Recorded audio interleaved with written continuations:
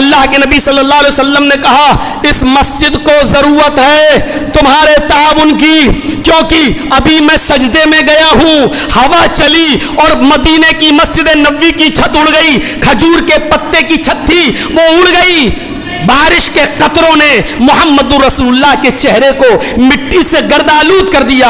صحابہ نے سلام پھیرنے کے بعد نبی کے چہرے کو دیکھا تو آنکھوں میں آنسو آ گئے، چاند جیسا چمکنے والا چہرہ آج مٹی سے خراب ہو گیا ہے، بارش کے قطرے زمین پر اور زمین کی مٹی کے چھینٹے نبی کے چہرے پر، وہ چہرہ جس کو کبھی دیکھ کر حسان ابن ثابت نے کہا تھا وَأَحْسَنَ مِنْكَ لَمْ تَرَ قَطُّ عَيْنِي وَأَجْمَلَ مِنْكَ لَمْ تَلِدِ النِّسَاءُ، آپ سے زیادہ خوبصورت آج تک دنیا کی کسی عورت نے بچہ پیدا ہی نہیں کیا ہے، آپ سے زیادہ حسین میری آنکھوں نے دیکھا ہی نہیں ہے، اتنا خوبصورت چہرہ صحابہ نے دیکھا۔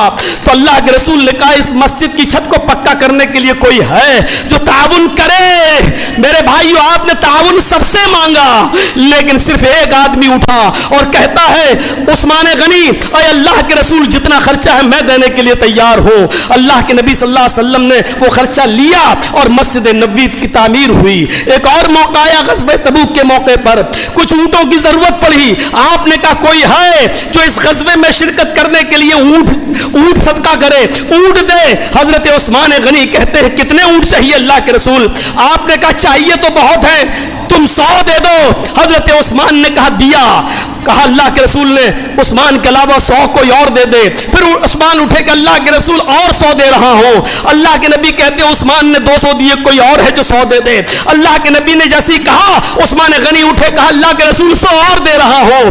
اس کے بعد آپ نے کہا عثمان تم 300 دے چکے ہو، اب تمہاری ضرورت نہیں، کوئی اور، آپ کسی اور سے کہہ رہے ہیں۔ اور بار بار عثمان غنی اٹھ رہے ہیں، 7 بار آپ نے اعلان کیا اور 7 بار عثمان اٹھے۔ اللہ کے نبی نے بند کر دیا کہنا کہ اب جتنے بار بھی کہوں گا عثمان ہی اٹھیں گے، یہ تو مان نہیں رہے ہیں۔ لیکن خطبہ ختم کرنے کے بعد، مصلی چھوڑنے کے بعد آپ نے مسجد سے جانے سے پہلے کیا اعلان کیا کہ لوگوں ابھی جبریل میرے پاس آئے اور عثمان کے لیے خوشخبری سنا کر گئے اور کہا کہ جاؤ اپنے عثمان سے کہہ دو کہ آج کے بعد عثمان اگر کوئی بھی نیکی نہ کرے تو کہہ دو لا ذر عثمان، لا ما ذر عثمان، ما ذر عثمان، ما ذر عثمان ما عمل بعد اليوم قط۔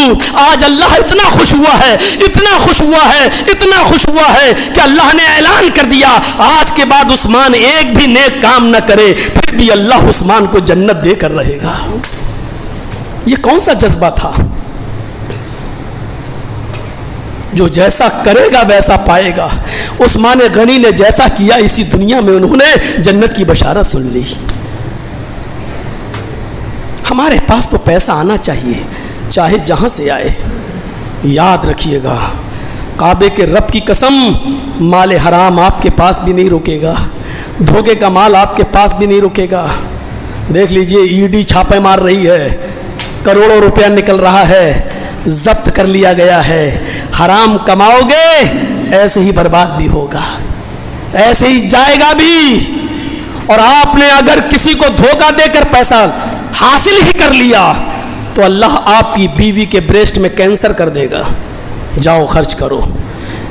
بیوی گناہ گار نہیں ہے، جرم ہم نے کیا ہے تو سزا بیوی کو کیوں، یہ ایک الگ میٹر ہے، لیکن لا آف نیچر ہے۔ بیوی صبر کرے گی اور انتقال اگر ہو گیا اور صبر کیا تو اس کو تو جنت ہے۔ لیکن آپ کے لیے نصیحت ہے کیونکہ بیوی کی پرورش اور کھلانے پلانے کے ذمہ دار آپ تھے، اس لیے بیوی کو یہ بیماری دے دی تاکہ وہ پیسہ تمہارا یہاں خرچ ہو جائے۔ جو 10 لاکھ تم نے غلط طریقے سے کمایا وہ 15 لاکھ تمہاری بیوی کے کینسر میں خرچ ہو گیا۔ وہ جانا ہی ہے، وہ بچے گا نہیں، کیونکہ تم نے دوسرے کو دھوکہ دے کے کمایا ہے، وہ تمہارے پاس رہ نہیں سکتا۔ تمہارے بیٹے کو کینسر کی بیماری کی شکل میں وصول کر لیا جائے گا، وہ ہوگا کسی نہ کسی شکل میں وصول کیا جائے گا، کیونکہ اس پیسے کو اس دنیا میں استعمال کرنے کا حق حاصل ہے ہی نہیں تمہیں، جو تم نے غلط طریقے سے کمایا ہے۔ جب وہ تمہارا ہے ہی نہیں تو تم اس کو استعمال کیسے کر سکتے ہو؟ جب غلط طریقے سے کمایا ہے تو غلط جگہ پر جائے گا، یہ لا آف نیچر ہے، یہ اپنی آنکھوں سے تم دیکھو گے۔ اور گناہ باقی ہے جو قانون شریعت کے مطابق آپ کو اس کی سزا مل کر رہے گی۔